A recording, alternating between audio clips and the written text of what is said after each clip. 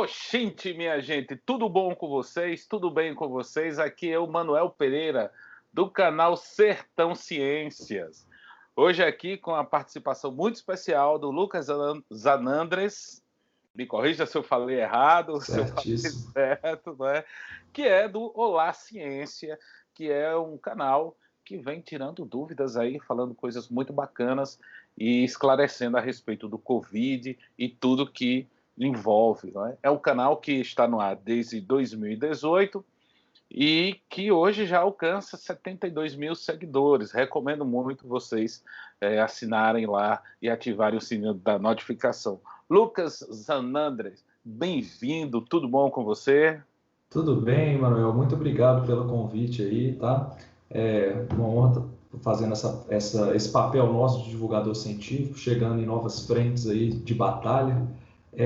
Meu nome é Lucas, eu sou biomédico, sou formado pela UFMG e recentemente terminei o mestrado na área de inovação, que é uma área muito importante para quem quer seguir na biotecnologia, na ponte, né, entre a universidade e as empresas. Então, isso foi um divisor de águas para mim, porque é uma área que normalmente as pessoas não costumam, não tem muito costume de seguir, né? Quem tá na área da saúde, muitas vezes faz pesquisa na área de biologia, microbiologia, vírus, e eu acabei indo para a área da inovação porque eu senti que tinha oportunidade nessa área e faltava essa conexão, né? Como é que a gente leva o que está sendo pesquisado nos laboratórios para as empresas, para o mercado?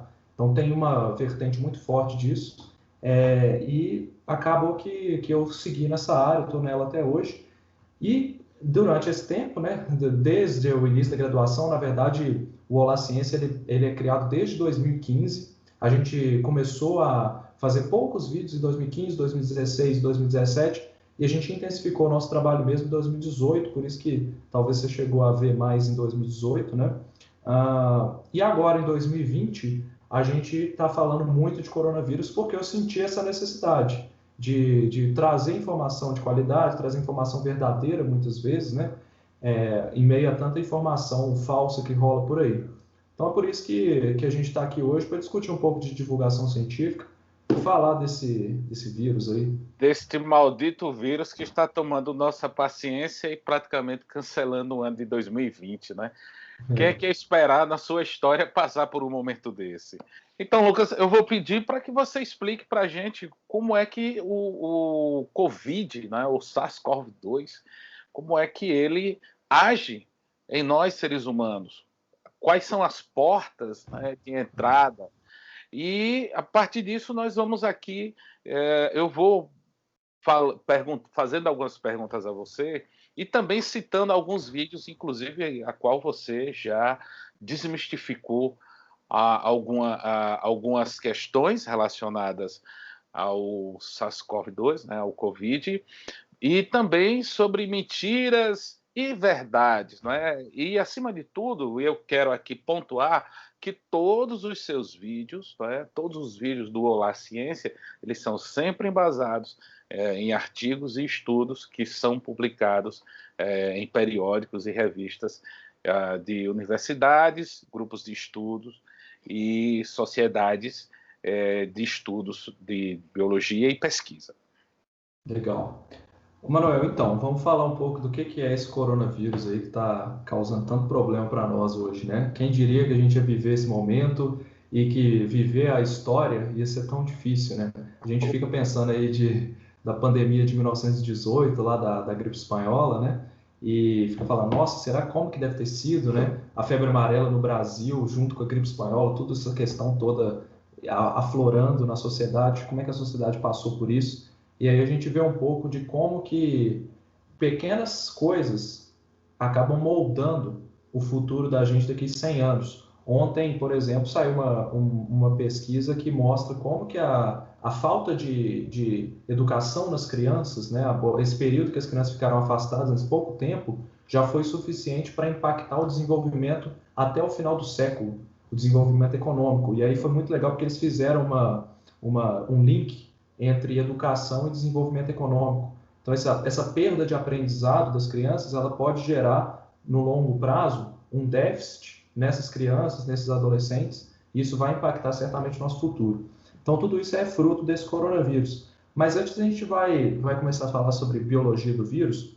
E por que é interessante a gente falar disso? Né? Porque, nesse momento, até porque já tem vários meses que a gente está convivendo com isso, mas muita gente ainda acha que o coronavírus ele é um vírus ele é um vírus comum, né? Mas, na verdade, ele não é um vírus tão simples assim, ele não é um vírus que a gente conhecia muito bem até ele começar a aparecer. Até porque ele saltou, a gente não sabe exatamente ao certo de onde ele veio, né? A gente sabe que ele saltou de um animal, provavelmente um morcego ou um pangolim para os seres humanos, né? E, inclusive, não sabemos se o primeiro caso de coronavírus foi na China. Isso ainda não está definido, né? Muita gente fala que é o vírus chinês, a gente não sabe muita coisa sobre isso está sendo estudado. Alguma suspeita que leve a que tenha surgido em outro local? Sim, nós temos aí, tem muito, isso está sendo sempre atualizado, né? Porque, eu não sei se você já viu, tem aquelas amostras de esgoto, que o pessoal faz análise, né? E essas amostras, elas foram coletadas bem antes da pandemia disparar lá na China.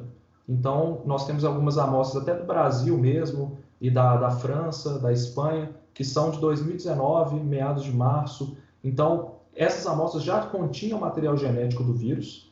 A gente não sabe exatamente se era o coronavírus íntegro, né, se era ele de fato, ou se eram fragmentos de outros vírus que se pareciam com ele. Isso pode acontecer, por mais que seja bizarro a gente pensar, poxa, como é que um fragmento de um outro vírus vai ser parecido com o coronavírus? E aí entra naquela coisa, o coronavírus é uma família de vírus, né? E esse vírus que está causando esse problema todo é um vírus que, ao longo de anos de evolução, ele mutou para conseguir infectar seres humanos. Então, há alguns estudos mostrando que esse coronavírus já circulava em morcegos há muitas décadas e, de repente, por alguma mutação aleatória, por algum fator que é natural na evolução, ele passou a infectar seres humanos, né? A gente não sabe se ele passou primeiro para esse pangolim, que é um mamífero pequenininho, Isso. E depois pulou para o humano, ou se ele foi do morcego para o humano diretamente.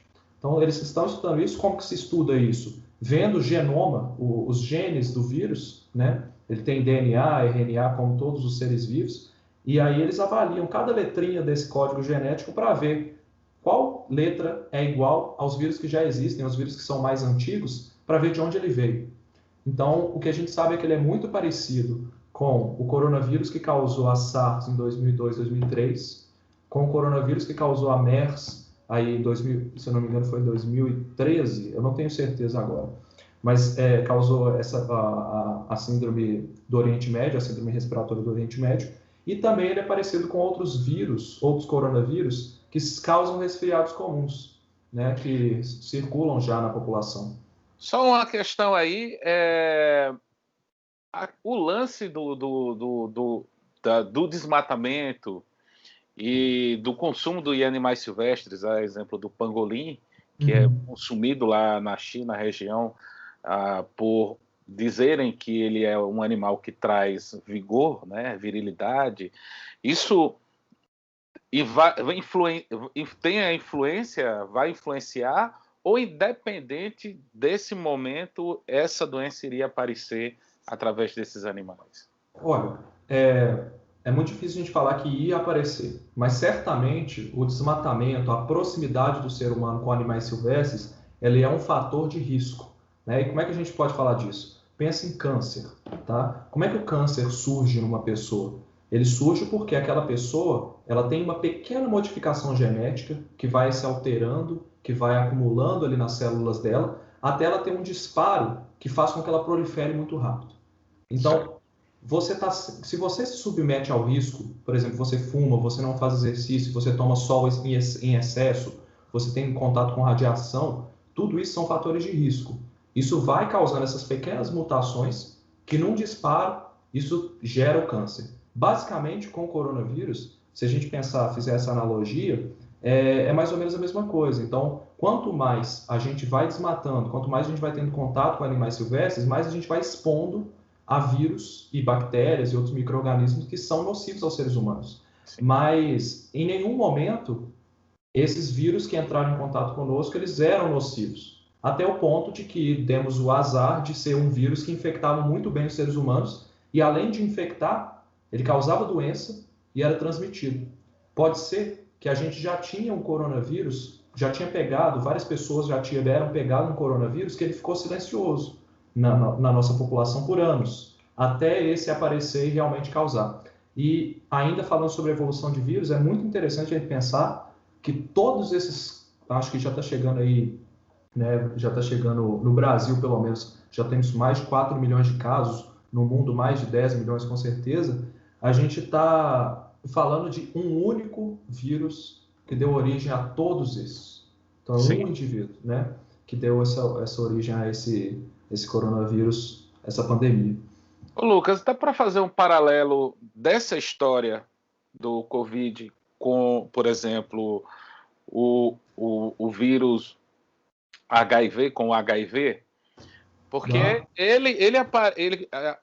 por exemplo, os casos que surgem nos anos 80, porém há registros já de HIV lá nos anos 50, de pessoas que já faleceram nos anos 50.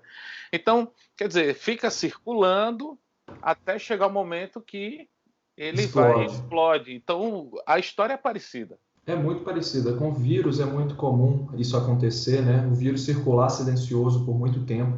Com o Zika aconteceu isso também, provavelmente. Lá na Polinésia Francesa teve aqueles casos de microcefalia que ficaram fora do radar, aí circulavam na África há anos e não era notificado, então a gente não sabia que era o Zika que poderia estar causando isso, e de repente isso explode numa epidemia. Com HIV, o que aconteceu foi que lá no início do século XIX já tinha alguns relatos de pessoas com essa síndrome, com sintomas parecidos com HIV. Muito do que se acredita, né, fazem estudos que são sociológicos, estudos de história mesmo, de análises genéticas para ver de onde veio o vírus. Eles começaram a rastrear que talvez esse vírus apareceu em algumas comunidades rurais ali na África, de pessoas que caçavam macacos, que tinham contato com sangue de macacos. E aí é a mesma história. É muito legal que em biologia, o pessoal fala que biologia é uma ciência mais descritiva e tudo. Se a gente pensar na biologia, ela não é de fato uma ciência exata, né? Mas muita coisa se repete, os padrões se repetem. E em epidemias é muito interessante isso, porque é a mesma história. A gente tem um macaco que tem um vírus da imunodeficiência do macaco. Esse vírus não causa mal algum para o ser humano, até o ponto em que uma pequena mutação faz com que esse vírus primeiro infecte um ser humano e não cause nada. E aí ele é transmitido, silencioso, por anos, talvez décadas, silencioso. Até o ponto de que uma dessas mutações faz com que esse vírus ele cause de fato um efeito visível no paciente. E aí isso explode de repente. Por isso que muita gente começa a ter problema ao mesmo tempo, porque aquele único vírus deu origem a uma linhagem que é mais, que a gente chama de virulenta, que causa problema, e aí explode as epidemias. Coronavírus provavelmente foi isso que aconteceu também. Poxa vida. E aí, como é que ele... o coronavírus, como é que ele adentra o nosso corpo? Porque esse cuidado das máscaras, da gente, né, tá protegendo os olhos, como é que se dá essa dinâmica, né, do vírus adentrar o corpo do ser humano? Bom, o coronavírus é um vírus que é transmitido por via respiratória, né? Ele é eliminado em gotículas, tanto de saliva quanto gotículas ali que saem na respiração, microgotículas, e ele fica conservado ali durante um período. Então, quando ele é eliminado por essa pessoa infectada, ele vai ficar ali em algum momento, vai entrar em contato com outra pessoa, pode ser, a gente não tem certeza exatamente de como que se dá essa transmissão por contato, né? Por superfícies, isso ainda é muito obscuro, muito poucos casos foram rastreados como superfície, é muito difícil fazer esse rastreamento, na verdade, mas a gente acredita que seja possível, porque se o vírus fica conservado em algum tempo em gotículas no ar, provavelmente em superfícies também, só que precisaria de uma carga viral muito grande para essa pessoa se infectar por uma superfície. Mas, de forma geral, essas gotículas chegam até o nosso sistema respiratório ou entram em contato com as nossas mucosas. O que é mucosa? É qualquer parte ali que é mole, basicamente falando, é olho, né? É boca, é nariz. tá? E aí, isso da parte respiratória, né? E da parte do rosto. E aí ele vai procurar, o coronavírus ele tem afinidade por se ligar em uma proteína que fica na superfície celular. Então, as células elas têm várias proteínas, centenas de milhares de proteínas ali nas superfícies, né? Nós rastreamos várias. E uma delas é uma proteína que já existe, que ela faz uma outra função no corpo, que ela é responsável por um mecanismo metabólico, e ela, por coincidência, ela é muito parecida com a pecinha que encaixa nela, que está na superfície do coronavírus. Então, essa proteína, ela reconhece essa pecinha do coronavírus, e aí o coronavírus encontra o seu alvo. Nesse momento, ele dispara uma reação ali na superfície da célula, que puxa uma outra proteína, que também não vou falar nomes, que vai complicar muito, Sim. mas nesse momento ele dispara essa reação e entra dentro da célula, né? E aí, na hora que ele entra, essa capa do coronavírus que fica por fora dele, ela se dissolve e libera o material genético do vírus. Esse material genético ele vai entrar no mecanismo de replicação da célula e dar origem a novos vírus. E é assim que começa a infecção. Na verdade, ele fica se replicando nessas células até saturar, seria isso? Sim, até a célula não conseguir mais produzir tanta proteína, né? Porque ela está basicamente sendo sequestrada para produzir proteínas do vírus. Por que a preferência pelo sistema respiratório? E aí que tá. Não necessariamente a gente tem... Lógico, o coronavírus ele tem uma preferência pelo sistema respiratório, porque o sistema respiratório possui muito dessa proteína de superfície celular, né? Mas existem outros lugares no corpo que não são tão acessíveis assim, como os vasos sanguíneos, né? Como alguns tecidos do corpo também possuem essa expressão dessa proteína, como intestino, nervos, tá? Então, o coronavírus, quando ele está instalado no corpo, ele pode infectar um monte de lugar.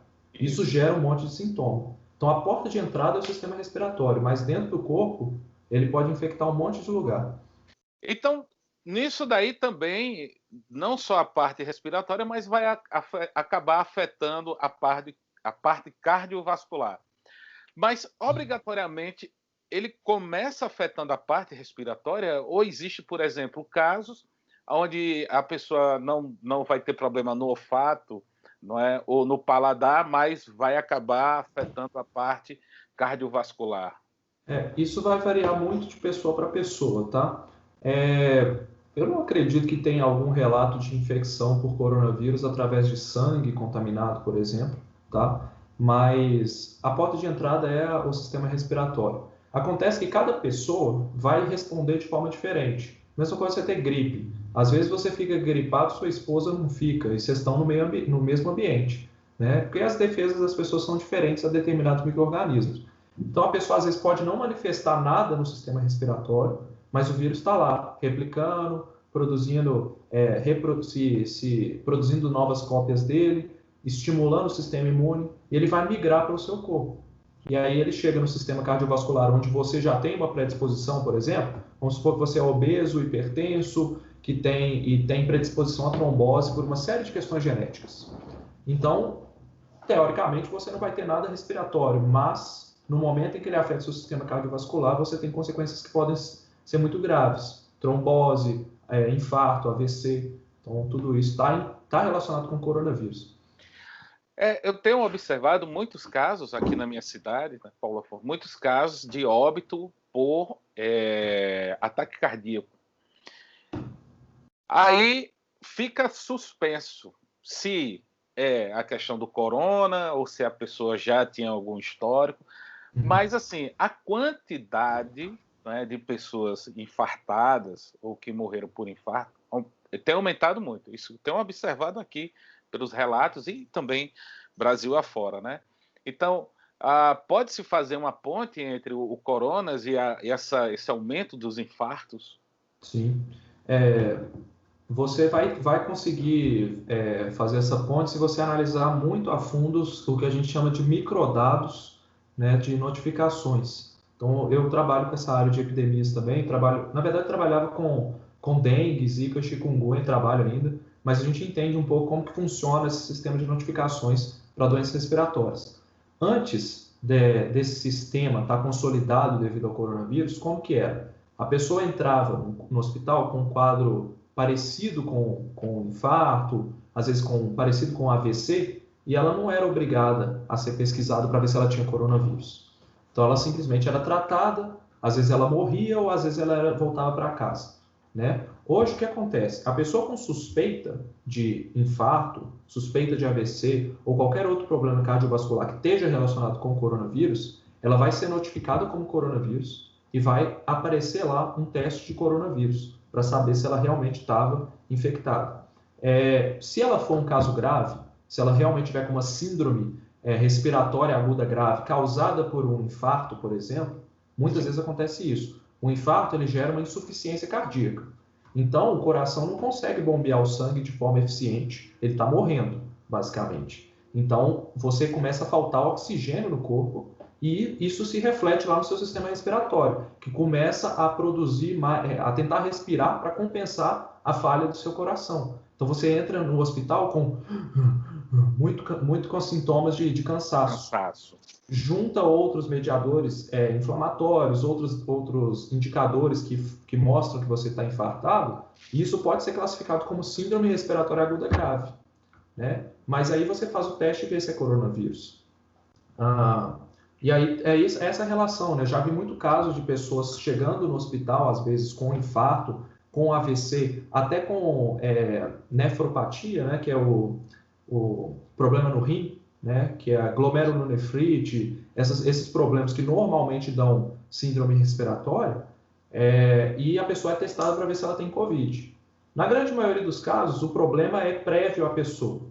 Ela já tem aquele problema, mas essas pessoas estão sendo testadas. E muitas delas estão dando positivo para coronavírus, porque o coronavírus está circulando na população. Na hora de dar o atestado de óbito, o que causou a doença? Foi o infarto ou foi o corona? E aí é muito o médico que avaliou o caso que tem que decidir ali. É colocado, né, que tem grupo de risco, pessoas acima de 60 anos, com comorbidades, mas aparentemente isso daí acaba não sendo verdade, porque existe uma gama grande, e aí você me corrija, tal. Se eu estiver falando alguma besteira, de pessoas que aparentemente saudável, né, sem nenhum tipo de doença pré-existente, que acabou sendo levado aí, e, inclusive de uma forma muito rápida, né? Existe já alguma explicação para isso? Ainda se mantém essa questão dos chamados grupos de risco ou todo mundo é grupo de risco? Essa é uma questão delicada, né? O que é o grupo de risco? É uma pessoa que a gente sabidamente tem risco maior de desenvolver alguma complicação. Então, o que hoje é conhecido como grupo de risco? Né? É o idoso. Por quê? Porque ele tem um processo de diminuição da eficiência do sistema imune no longo prazo. Então, o idoso ele vai tendo menos capacidade de se defender das doenças quando ele vai envelhecendo. Fora que ele acumula outras comorbidades, como, por exemplo, diabetes, é comum em pessoas mais idosas, problemas cardíacos, hipertensão, coração fica mais fraco, né? Então, tudo isso se soma. Então, ser idoso sim estar no grupo de risco. Acima de 60 anos já é grupo de risco. Pessoas com problemas cardíacos, por que é grupo de risco? Porque a gente sabe que o coronavírus ele é mais perigoso para essas pessoas, porque ele afeta o sistema cardiovascular. Então, hipertensão, predisposição a infarto, já teve infarto, tem marca-passo, tem predisposição a trombose. Muita gente está até publicando trabalhos aí na parte de anticoncepcionais, né? Porque tem alguns anticoncepcionais que estão relacionados ao aumento de casos de trombose. E isso é muito perigoso em algumas mulheres, porque elas já têm algumas mudanças genéticas que predispõem elas a terem mais trombose, e ainda tomam um anticoncepcional, que é mais um fator de risco para trombose. E trombose é um fator de risco para coronavírus, então isso se soma. Então, pode sim, mulheres jovens ter alguma complicação por causa disso. O que mais? Diabetes. Por que diabetes é fator de risco para Covid? Parece que diabetes é fator de risco para tudo, né? Se você for olhar, diabetes É complicado, porque o que acontece no diabetes? A pessoa tem uma desregulação do metabolismo de glicose, que é o açúcar do sangue, né, basicamente, e essa desregulação faz com que ela mantenha níveis de açúcar no sangue muito altos. Só que essa glicose no sangue parece que é bom, né? Já que ela vai ter mais energia no sangue, pô, parece uma coisa boa, mas na verdade não. Porque a glicose ela tem que entrar na célula para gerar o que ela, para produzir para Energia. ser consumida e gerar energia. Então, se ela ficar no sangue, a pessoa não está usando essa energia. E além disso, essa glicose no sangue ela vai estar causando ali problemas, que são danos aos vasos sanguíneos. Então, glicose em excesso causa alguns danos. Pode-se dizer que é onde cria a placa de gordura? Não necessariamente, não tem relação uma coisa com a outra.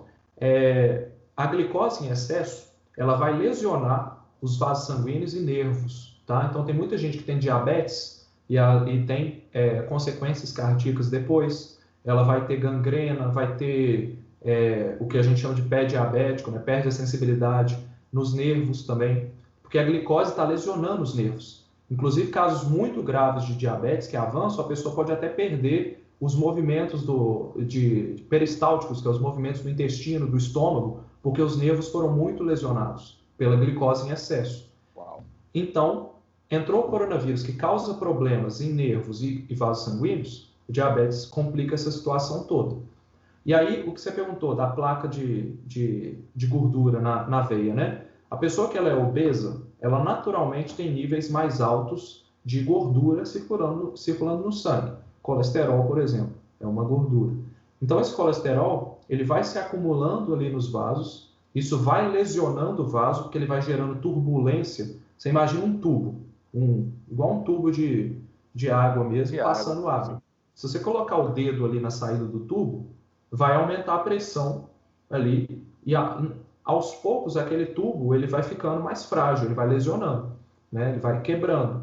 Então, isso vai gerando lesão, vai atraindo células inflamatórias, isso vai causando ainda mais turbulência, gerando mais lesão, contribuindo com o acúmulo de gordura no mesmo lugar, e ao longo de muitos anos isso vai prejudicando a circulação daquela veia, daquela artéria. E aí o que acontece? Normalmente a pessoa ela pode ter um infarto por falta de sangue, chegando até o coração, por exemplo. O coronavírus, ele vai causar mais danos ainda. Então, onde já estava lesionado, vai agravar esse quadro de aterosclerose, que é esse acúmulo de gordura. Então, por isso que o coronavírus, em pouco tempo, ele causa problemas muito graves nas pessoas, questão de 15, 20 dias. Então, quando você pergunta assim, quem é grupo de risco, quem não é? A gente sabe o que é grupo de risco e o que não é, mas a gente não sabe o que está oculto nas pessoas. A gente não está conseguindo analisar todos os fatores. Então, às vezes, uma pessoa jovem pode morrer por algo que a gente nem sabe ainda o porquê. Então, a gente está estudando essa doença, esse vírus, para entender por que essas pessoas que estão morrendo jovens estão morrendo. E o que acontece é que, aos poucos, a gente vai identificando esses fatores, né, esses fatores de risco que fizeram essas pessoas mais jovens falecerem. Mas e principalmente quem é, por exemplo, jovem que nunca teve, que é atleta, que nunca teve nenhum problema de saúde. Já se sabe por que elas desenvolveram a doença de tal forma que levaram a óbito? Ô Manuel, pode ser que essas pessoas elas têm alguma predisposição genética. E aí tem que ver, são muitas predisposições, muitos estudos, né? Então, não conseguiria te falar agora um caso para te explicar aqui. Eu teria que pesquisar e ver o que está sendo publicado para falar sobre isso. Certo. Seria como essa questão da predisposição genética, como você fala, é igual a pessoa que nunca colocou um cigarro na boca e tem câncer de pulmão? Não necessariamente também. Hoje a gente está com níveis de poluição muito grandes na atmosfera. Isso já é considerado um fator de risco para desenvolvimento de câncer de pulmão. E a pessoa também, o câncer de pulmão não é causado só pelo cigarro, né? Ele é causado por vários outros fatores. Modos de vida, consumo de produtos industrializados, isso tudo está relacionado também. Beleza. Aprendendo muito com você hoje. Meu Legal. caro, e sobre as chamadas balas de prata, não é? A ivermectina e hidroxicloroquina, que praticamente já sabe que não serve para nada relacionado ao Covid, né? Mas ainda eu observo pessoas próximas a mim que vão ao hospital, que vão a algum local, médico ainda prescrevendo ivermectina. Afinal de contas, ajuda, desajuda, o que é que há de fato, o que é que há de verdade a respeito desses remédios quanto ao tratamento ou quanto ao tratamento do Covid? Vamos lá. Sendo bem enfático, o que se tem hoje é que hidroxicloroquina, cloroquina, ivermectina, anita não são remédios que funcionam para coronavírus. E por que eu estou falando isso com tanta certeza, né? Poxa, é tão estranho alguém que é divulgador científico, que trabalha com ciência, falar alguma coisa com tanta certeza. Porque na ciência é muito comum a gente ter incerteza. A gente sempre trabalha com incerteza. Então a gente está falando de um intervalo de confiança. Quando eu falo para você, por exemplo, que as pessoas têm que fazer distanciamento social de 2 metros, porque essa distância segura, é porque o intervalo de confiança que a pessoa está eliminando a sua partícula ali no ar livre, por exemplo, ele vai de 0,8 a 1,3. Então eu sei que 2 está muito além do intervalo de confiança, tá? Então eu tenho certeza que não vai causar mal se você fizer esse distanciamento. Com a cloroquina, é basicamente a mesma coisa. Todos os estudos mostram que a cloroquina, a ivermectina e a hidroxicloroquina, que é uma variação da cloroquina, elas não tiveram efeito para tratamento de coronavírus. Mas e usado no tratamento precoce? Já fizeram estudos também mostrando que a hidroxicloroquina no tratamento precoce não funciona. Mas e a África, que não tem tantos casos de coronavírus e usa ivermectina desde sempre? Beleza, os caras usam lá ivermectina uma vez a cada 6 meses. Me explica como que uma droga que fica um dia na corrente sanguínea pode ter efeito em 6 meses. Ela pode modelar o sistema imune e tudo.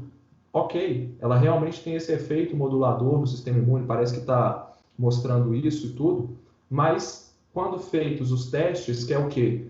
São testes para ver se realmente ela pode ser uma candidata a novos testes, a ser utilizada no tratamento, essas drogas não funcionam. Quando eu falo não funcionam, a gente testou pessoas de um grupo que não usou a droga, muitas vezes esse grupo toma um placebo, e um grupo que usa a droga sem saber.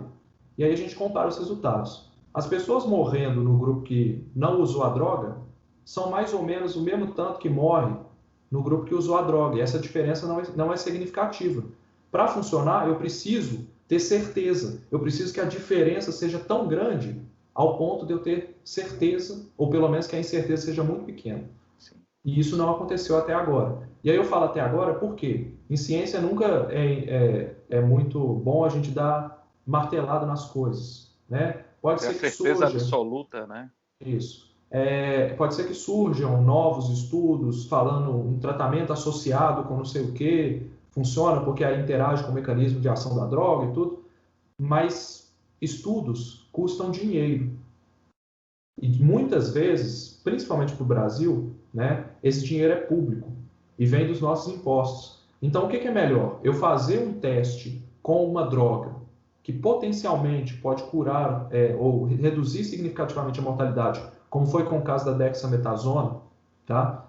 E ver associações dessa droga com outras para ver se ela funciona, ou fazer com a cloroquina porque tem uma politização imensa nessa droga, que o povo clama por isso porque politizaram esse negócio. Entendeu? Então o problema está aí. Eu acho que o mal desse tipo de balas de prata é gerar falsas esperanças. Eu falo isso porque eu já vivi situações com a fosfetanolamina, que era a pílula do câncer, lá em 2015. Lembro, isso. E isso era muito triste, porque as pessoas não tinham mais opção. Né? Muitas vezes o câncer é uma doença terminal em muitos casos, e a pessoa não tem outra opção a não ser usar tratamentos alternativos. Então isso gerava um debate muito grande. Né? Mas no caso atual, a gente tem opção. A gente tem como ficar em casa, se prevenir, fazer todas as medidas de segurança. E caso tenha a doença, você vai ser muito bem atendido, caso as outras pessoas respeitem o isolamento e não tenham colapso do sistema de saúde, entendeu? Então, juntando tudo isso, eu não vejo por que a gente deva continuar com testes com hidroxicloroquina, com ivermectina, porque todos os testes que são preliminares para mostrar se vale a pena, já mostraram que não funciona. Por que elas são diferentes das outras? Entendeu? Tem muita droga aí que não está na mídia e que deu resultado negativo também e não vai para frente. Porque também não foi politizado, né? É. Não teve essa pegada, como você colocou aí, da politização.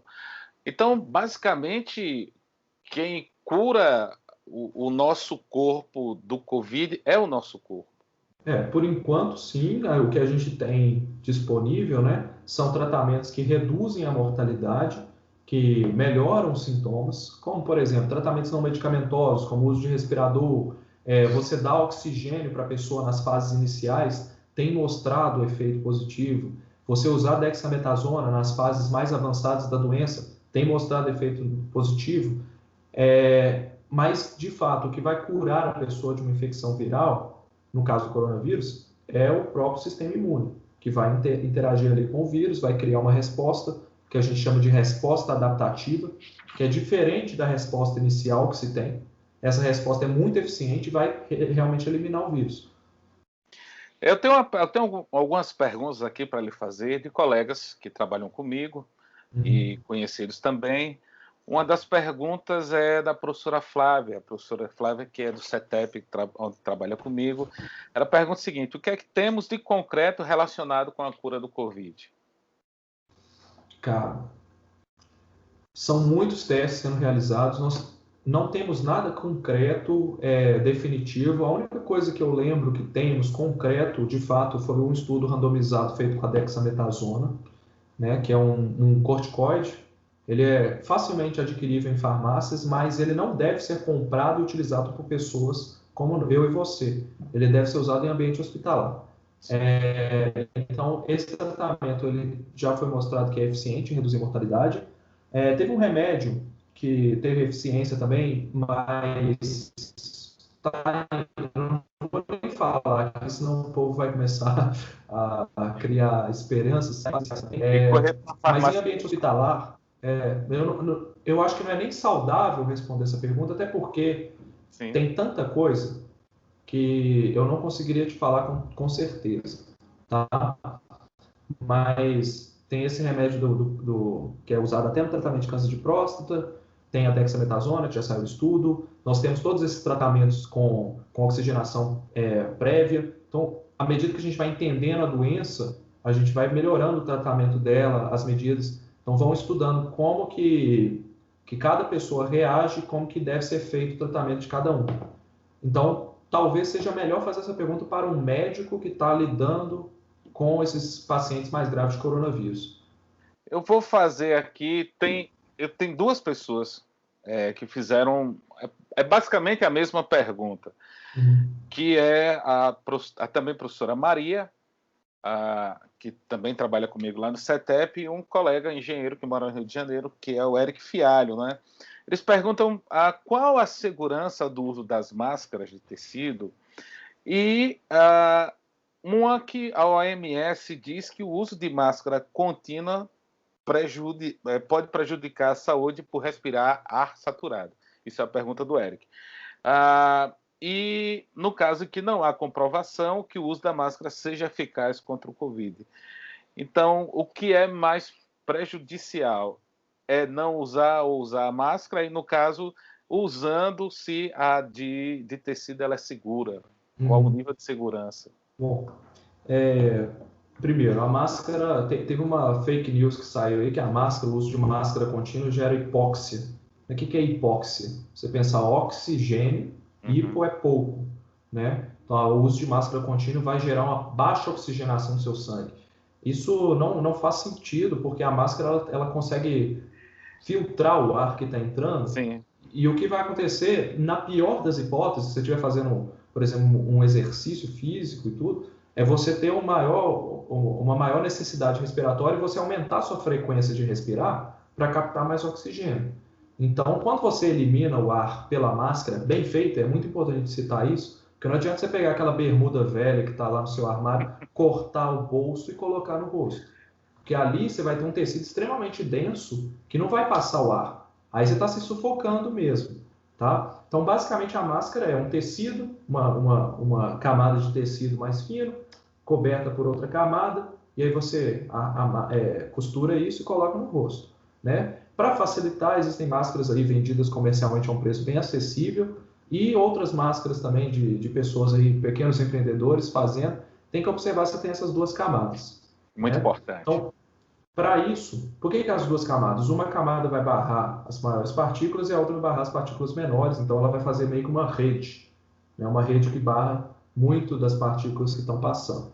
O ideal, a gente sabe que é a máscara N95, que é aquela máscara que é utilizada em ambiente hospitalar e às vezes até vendida em farmácias também, né? Que ela é similar à N95 e tem filtros muito bons. Então a pessoa não vai sufocar por causa de máscara, ela não vai ter baixa oxigenação por causa de máscara. Fake news aí, sempre elas. Ô, desgraça. Deixe-me lhe dizer que logo no começo da pandemia eu vi pessoas vendendo máscaras de crochê. Pô, é complicado. Era meio que uma arte, né? E a pessoa fazendo. Só que logo a pessoa que fez isso acabou voltando atrás, né? Colocou um forro para não perder as máscaras que já tinha feito. E assim continuar vendendo. Bom, meu caro, a última pergunta aqui é o seguinte. Tem mais uma coisa nessa pergunta aí, que é o que a gente sabe sobre a segurança das máscaras. Né? Ah, sim. Então, só para concluir, as máscaras elas são muito seguras, tá? O uso delas já se mostrou seguro. Ficou muito confuso isso, porque no início a gente não estava usando máscara, não tinha uma definição muito boa se a máscara funcionava ou não, mas a gente foi vendo que países que utilizavam máscara por cultura do país, se você pegar países asiáticos aí, a pessoa tosse, ela já coloca a máscara, né? Porque elas viveram lá em 2003 o caso da tal da pneumonia asiática, né? Que era a SARS, e em 2009 o surto de H1N1 também. Então elas têm um histórico de doenças respiratórias, por isso usam muita máscara. A gente foi vendo que esses países que usavam máscara tinham um melhor controle da pandemia. A gente também foi vendo que locais de muita concentração de pessoas em que a máscara era um dos objetos de uso contínuo, eles tinham pouca transmissão entre as pessoas ali. Então, a máscara ela realmente conseguia proteger a eliminação do vírus. E aí, a evidência definitiva ela vem com estudos que mostram como que se comporta a expulsão de partículas de gotículas de saliva quando você espirra, quando você fala e quando você tosse. Então tem um estudo muito didático, eu posso te passar, Manuel, para você colocar aí na descrição do vídeo, que eles fizeram uma revisão de tudo que se sabe sobre o uso de máscaras, sobre a questão da distância que o vírus ele viaja quando ele é eliminado, né? Então, eles disseram que o mais importante é você não ficar por tempo prolongado em ambiente fechado, seja de máscara ou sem máscara, porque nenhuma máscara é 100% eficiente. Igual camisinha. Camisinha é 99,9% eficiente, né? Você vai ter partículas que vão passar. Então, o mais importante do que usar máscara, mais importante do que fazer distanciamento, é você não entrar em contato com o vírus, tá? Então, qualquer situação que você esteja vivendo aí, você está pegando o elevador, vá de escada. Você está saindo do seu prédio, você vai ter que abrir o portão, abre por um lugar onde ninguém toca. Se você está fazendo uma caminhada na rua, está vendo o vizinho lá do outro lado, atravessa a rua e muda, pra você não ter que conversar. Tá? Isso eu não estou falando brincando, não, estou falando sério. Inclusive, falo para os meus amigos, minha família, fazer isso também. Parece bizarro, mas é um momento. E assim, pode até parecer falta de educação, mas na verdade é uma prevenção. E se você for pensar, é a melhor coisa que você pode fazer. Tá? É muito triste quando alguém se infecta e essa pessoa acha que pegou de alguém que é conhecido, ou essa pessoa conhecida acha que passou para essa pessoa. Já tive alguns casos, é muito triste mesmo, Inclusive, conheço algumas pessoas que tiveram óbitos, né? Pessoas que morreram na família, e é uma sensação horrível, porque você tem a doença, você não tem nada, e o seu familiar tem e morre. Como é que você fica? Imagina você estar tendo que trabalhar, pegando ônibus. Então, assim, já foi observado que ambiente fechado, ambiente em espaço confinado, né? Por tempo prolongado, mesmo de máscara, é melhor evitar. Ambiente aberto, se você vai ter contato com outras pessoas, use a máscara, tá? Inclusive, é recomendação em muitas cidades do país, Belo Horizonte também, é obrigatório o uso de máscara na rua, tá? Mesmo que você esteja sozinho na rua, porque você nunca sabe quando pode acontecer algo, e normalmente essas regras são rígidas assim mesmo para evitar exceções, né? Porque se você começar a abrir exceção para tudo, aparece um tanto. Lucas, a partir de que momento a pessoa deve fazer o teste? Que tipo de teste, né, no decorrer da doença? E o Tiago Gomes, que é também professor, colega, só que ensina na cidade aqui próxima, chamada Santa Brígida, ele pergunta sobre o chamado falso positivo. Que perigo o falso positivo pode trazer às pessoas? Certo. Bom, eu acho que o falso positivo pode trazer menos perigo do que o falso negativo, tá? Porque o falso positivo vai fazer com que a pessoa se preocupe, vai fazer com que a pessoa se isole, né? Vai fazer com que a pessoa ache que ela está infectada. Então, ela deveria se isolar. Então, se você for pensar na prática, vai fazer mal para aquela pessoa, vai afetar o psicológico dela, mas na prática ela está se isolando. Mas vamos falar dos testes primeiro. Imagina que você não tem coronavírus, não tem suspeita de Covid, não entrou em contato com ninguém que está suspeito. Você está em casa, você está sem sintomas e você está curioso para saber se você já teve vírus.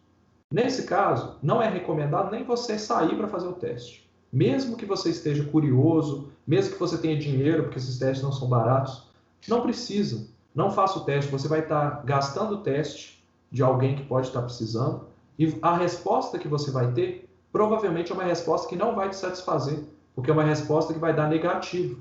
Tá? A chance de dar negativo no seu caso, que a gente chama de probabilidade pré-teste, é muito alta.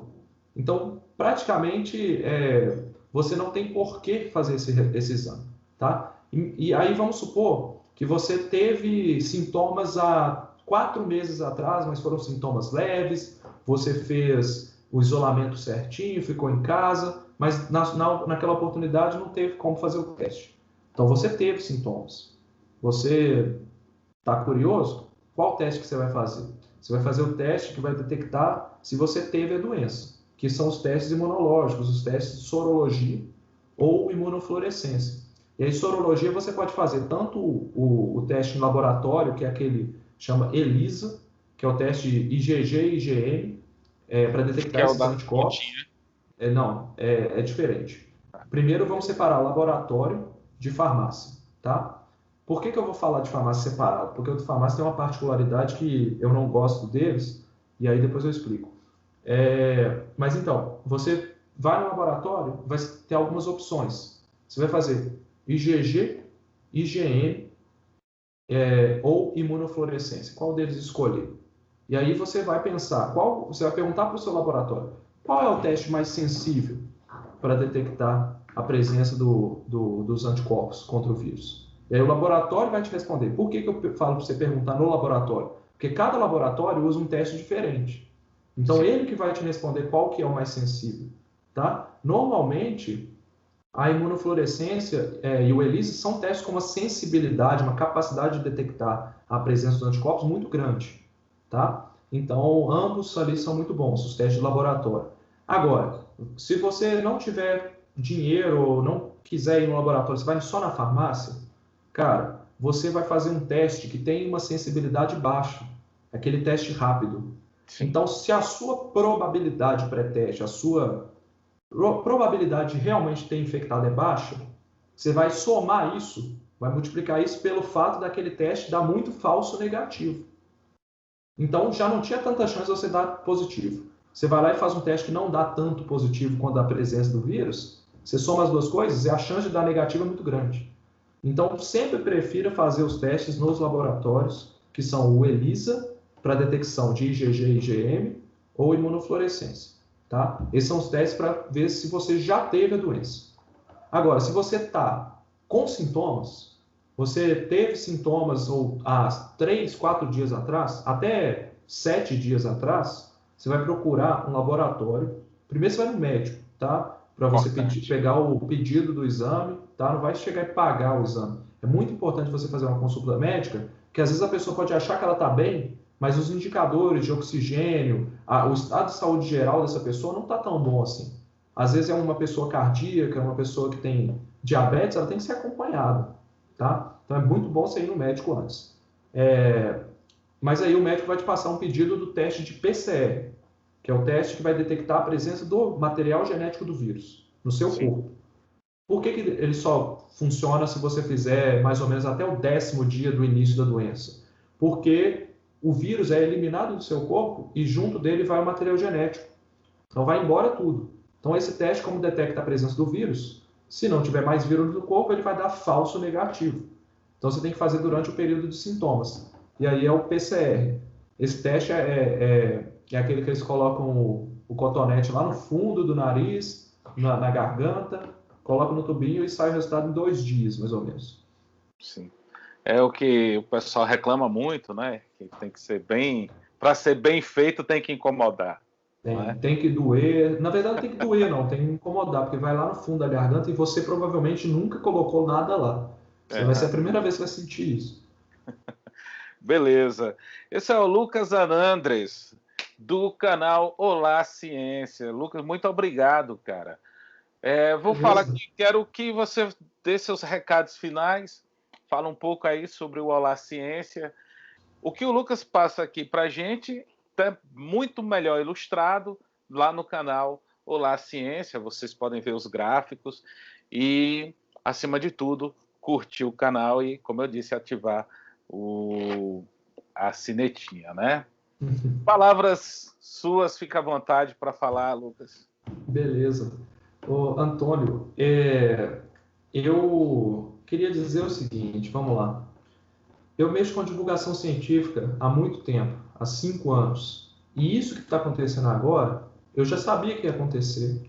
Essa onda de fake news, isso sempre esteve presente, tá? É muito comum a gente ver isso desde a época de... Quando eu comecei a trabalhar com isso, foi em 2015, eu já vi a questão da fosfetanolamina, como eu comentei com você. Então, isso sempre surgiu, né? Sempre teve aquela questão do ovo faz mal, faz bem, o câncer, os agrotóxicos, os transgênicos, a vacina causa autismo, a Terra é plana, o aquecimento global não é causado pelo homem. Tudo isso são conspirações, são coisas que movimentam dinheiro por aí, né?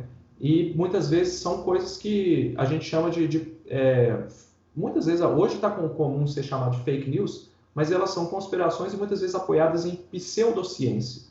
A pseudociência, ela é algo que se parece com ciência, que tem como base a ciência, que utiliza frases e jargões científicos para poder apoiar uma ideia.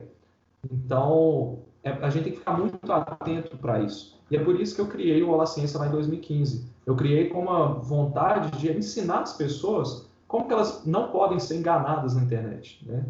E na vida, em tudo que elas fazem. E uma coisa que eu fui vendo ao longo do tempo é como que o pensamento crítico, o pensamento científico, ele faz bem para nós. Ele faz você, primeiro, ser muito racional nas suas decisões. Então, todas as suas decisões acabam sendo baseadas em ciência, acabam sendo baseadas em uma avaliação de risco. A ciência nada mais é do que uma avaliação que vai te dar uma incerteza, um risco, tá? Um grau de certeza sobre determinado fato. Ela nunca vai te dar uma martelada naquele assunto. Então, você consegue avaliar qual que é o cenário que você está lidando ali. Então, na minha opinião, a ciência é o melhor meio que você tem de tomar decisões hoje. É o melhor meio que você tem de ver o que vai acontecer no futuro. Então, se você quiser saber como que vai se comportar a pandemia, quando que vai sair a vacina, quando que vai sair remédio para coronavírus, ou até mesmo quando que vai sair um remédio para o câncer, que você tem preocupação, apoie-se na ciência. porque é ela que vai te responder isso. E eu posso te ajudar com isso. Siga lá o canal Olá Ciência, igual o Manuel falou. E é isso, muito obrigado. É aquela vela do conhecimento, não é? Igual ao Carl Sagan no Mundo Assombrado pelos Demônios. É isso aí. Antes de terminar, quero agradecer ao Vinícius Penteado, que é do Science Vlog Brasil, que graças a ele estou aqui conversando com você. Vinícius, muito obrigado. E a vocês que Valeu, nos Vinícius. assistem, muito obrigado por sua audiência. Eu sou Manuel Pereira, do canal Sertão Ciências, canal de divulgação científica, diretamente da cidade de Paulo Afonso, na Bahia. Um Legal. cheiro, um abraço e Wakanda Forever. Um abraço, Até mais. pessoal. Um axé. Tchau. Valeu.